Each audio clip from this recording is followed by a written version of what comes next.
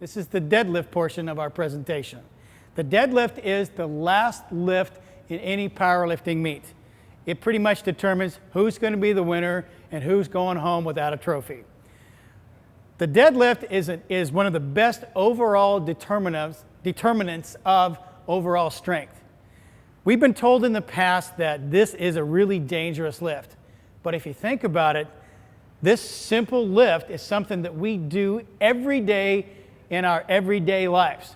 We bend over a lot, we squat down and pick something up. And if we really think about it, this simple movement is a deadlift. We pick up our children, we pick up a box, we pick up all kinds of things and pick them up and put them on shelves. It's very comparable, not only to just picking up a box, but doing a clean and everything. So it's a huge part of our daily lives.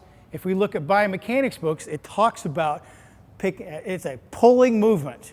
So we're going to talk about the simple points of how to do this movement correctly.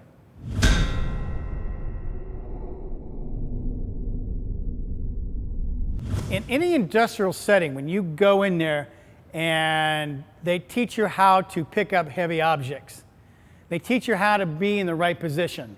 They want you to keep your back straight, bend at the knees, stick your butt back and keep your back straight to bend down and pick up a box or any kind of heavy object and use your legs to do that.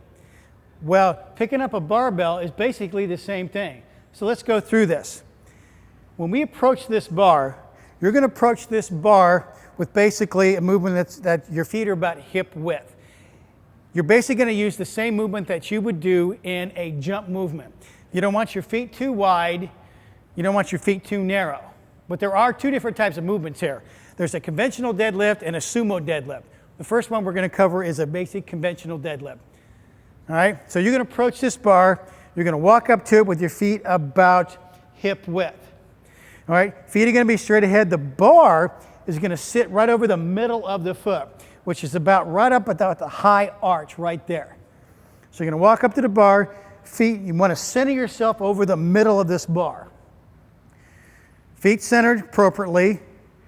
Now, there are two different types of grips here. For a regular conventional deadlift, they have what they call the optional grip, underhand, overhand grip. That's how most powerlifters do it. You can do it this way, like when you're doing Olympic lifting, but for maximum weight, they usually do an underhand, overhand grip because as it screws in like that, you can hold on to a lot more weight. So we're going to do it that way. Feet about right there. Bar right over top, the top of the arch, or over the middle of the foot. Now, there are numerous ways to do this, but let's go something really simple. Keep your arms straight, underhand, overhand. You want to reach down and grab the bar. Now, you can do right hand, left hand, overhand, overhand, doesn't matter. However you feel comfortable with. As you grab the bar in each hand, make sure you don't want your hands too far out here. You want to keep them as close to you as possible because the farther out you go, the more you're going to bend over, the more stress is going to be on the lower back. So you want to keep those hands close to your body. As you reach down and grab the bar, pull the bar toward your shins. All right? Pull the arms tight, pull the bar towards you, pull the back tight, and pull the arms tight. You're going to sit back on your heels, pull the chest up, and as you pull the bar, you're going to push through the floor. Think about somebody with a chain on your glutes. You're going to, the hips and shoulders are going to rise at the same time. Sit back on your heels, and you're going to drag the bar up your shins with the hips and shoulders rising at the same time. Dragging the bar up your shins. The bar is going to come straight up. It's not going to come back like it does in an Olympic lift. You're going to keep a normal lordotic curve, hips and shoulders at the same time.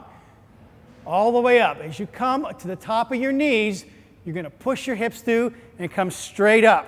You're just going to stand straight up. You don't pull your shoulder blades together. You don't lean back. All you're doing is standing straight up. Let's go through that again.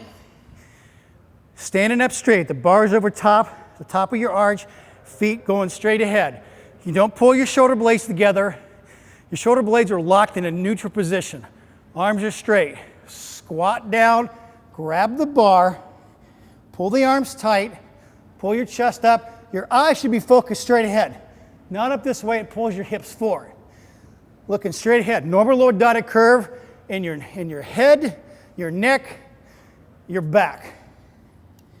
Pull the arms tight, sit back on your heels, push through your whole foot, dragging the bar up your shins, pulling through your knees, bars coming straight up, keep the back in a normal lordotic curve.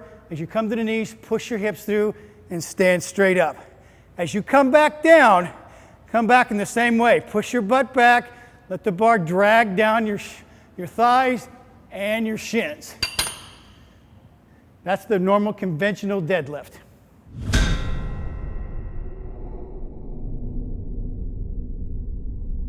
The next style of technique for the deadlift we're going to go over is the sumo technique. This is where the legs are spread farther apart, like in the wide stance squat in the squatting movement. Now, this was developed from, if you look at old sumo wrestlers, you know, they have their feet really wide and all that. If you look at it, it's the same style. If you look at the squat, it's wide stance. This is the same style, it's just the feet are a lot wider and all that. This style of technique is utilized by a lot of power lifters that have short, stumpy bodies. They got long trunks, short arms, and short legs because the mechanical efficiency of this type of movement is much more suited to their style of body. The conventional deadlift is much more suited with those lifters that have longer arms and shorter trunks. So let's go over that. Once again, it's just like the squat style. The feet are going to be a little bit wider, and you have to have really pretty decent range of motion. You have to be able to squat down at least in that position to be able to get the butt back, sitting back into that movement position to be able to grab the bar. Now, if you don't have very good range of motion, this is not a good position to be in. Like in the Olympic lifts as well too. If you can't sit down in that position, you have no business doing this. So you really have to work on your range of motion here. Now, you've got to be able to do that. The knees have to stay over the feet to be able to get in it, and you have to sit back. This is all posterior chain movements, and the trunk is going to be much more vertical here, so it's going to be a lot more quad movement, a lot more legs than lower back and posterior chain. So let's look at that. You walk up to the bar, make sure you're in a position. Now, once again, the width of your stance is going to be determined by the individual. You have to determine how far apart, depending on how tall you are, how long your legs are. It's going to determine how far apart your feet are. So you have to make that judgment call. But as you squat down, the knees should come right over top of the feet. Once again, you have to screw your feet in, push your knees out, arms are straight, optional grip. Reach down, grab the bar. You don't want your hands too far in here too. If your hands come too close together, you're going to rotate your shoulders in. You have to have it optimally where the arms should be hanging straight down and you have your chest straight up. So when you pull, so your knees have to be far enough apart so you're not rounding your back. You want to try to keep your back upright as far as possible so you can drive through your heels and push through your legs and keep your back upright, just like in the squat position. So once again, screw your feet in. Once again, remember what we talked about in the squat. As your legs move out, your knees and feet follow together in that. You don't want your feet turned in, your knee going that way, and your foot going that way. Too much stress on the knee. Line yourself up in the middle of the bar. Screw your feet in. Bar is going to be near the shins, as close to the shins as possible. Sit back into it. Pull your arms tight. Pull your chest up. Sit back on your feet, on your heels. Pull in. Push. Drag it up your shins. Pull through. Very, very simple. Once again, make sure, just like you do in the squat, right before you start, squeeze down on the abs, super stiffening of the spine, pull your chest up, arms are tight, push through the floor, sit back on your heels and push through, dragging that bar all the way up your shins. Stand straight up. That's the sumo deadlift. Let's go through these points of performance looking at somebody else lifting, and I'm going to point these out. All right, feet are going to be up straight ahead, about hip width. Optional grip, looking straight ahead, arms going to be straight. He's going to squat down, grab the bar. All right, let's look at this. First of all, as in Olympic lifting, as Sean pointed out before, his shoulders are going to be ahead of the bar. But if we look at the deadlift, there's a lot of controversy about where should the shoulders be in a deadlift movement and a strength movement. Now let's look at this, because normally when people deadlift, these weights are substantially higher than in a clean and jerk or a snatch movement.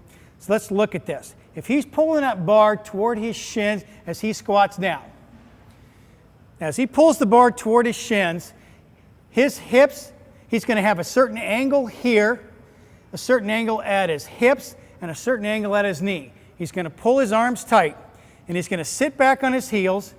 So right there. So his shoulders are probably going to be just slightly in front of, or probably right over top of the bar. And there's some controversy too. Sit back on your heels more. As he pulls the bar in toward, he's going to activate his lats just like he does in a clean movement. His eyes are going to be probably down just this way a little bit, but he's going to get a normal lordotic curve, pulls the bar in, and he's going to lift from the floor. Go ahead. Let's bring it back down again. Okay, sit back on your heels. You really have to sit back on your heels when you do this. All right, let's do it again. What I want you to look at too is look at his starting angle of his back. Let's do it again. Sit back on your heels. Right there. Go. And remember too, in this particular case, when the bar comes off the floor, it comes straight up. It doesn't come back, it comes straight out, especially when you have a lot of weight. This is not Olympic lifting, this is just powerlifting, so the path of the bar is vertical, not back and up, it's vertical, it's straight up and down. Okay, go ahead and put it down. Okay, now let's try the sumo on this one. Once again, he's going to widen his feet out to where his body type is. He's going to, once again, he's going to push his knees out.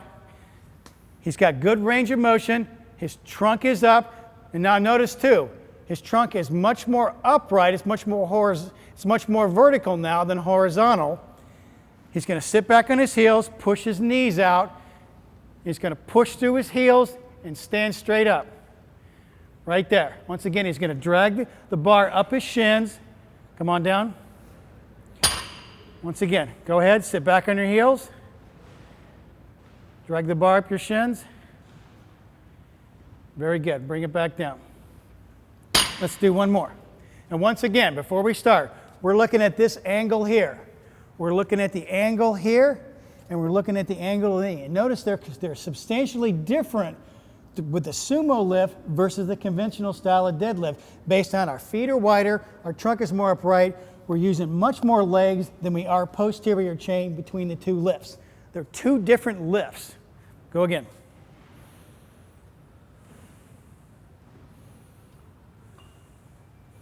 Very good. That's the difference looking at two different body types and two different types of lifts. Our final thoughts about the deadlift, and actually all of the power lifts, is if you look at the different body types of any lifter, you absolutely have to optimize and individualize each style of technique based on how they're built. Because if you do this, because if you looked at how Sean and I were deadlifting and squatting and benching, each one of us is built differently, so we really have to optimize that style of technique, because even in the deadlift, there's about a 10 to 15 degrees difference just coming off the floor. So each one of you has to really look at how you're built and how you optimize your style of technique. If you do this, you can maximize your efficiency and effectiveness of that movement and minimize your risk of injury. So you have to really pay attention to all of that and optimize your mechanics. So take care and make sure you optimize those mechanics.